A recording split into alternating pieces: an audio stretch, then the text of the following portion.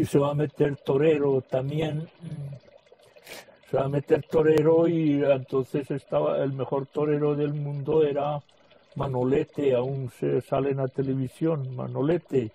Y Pepe y las Colladas va a ir a tener un buey viejo allá arriba en Casa Cabo y hoy día fiesta va a ir a torear y ese Manolete cogeba, se va a morrar, lo engañaba a güey y le metía, se va a morrar a güey en tierra y metía pie en la cabeza y le brincaba por punta al lomo y brincaba por la coda y a la primer día uy, el mejor torero también el del mundo que le brincaba por la cabeza de güey atrás y al segundo día va un cabrón otra vez a torear.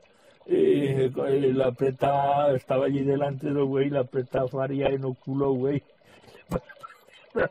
Güey a él.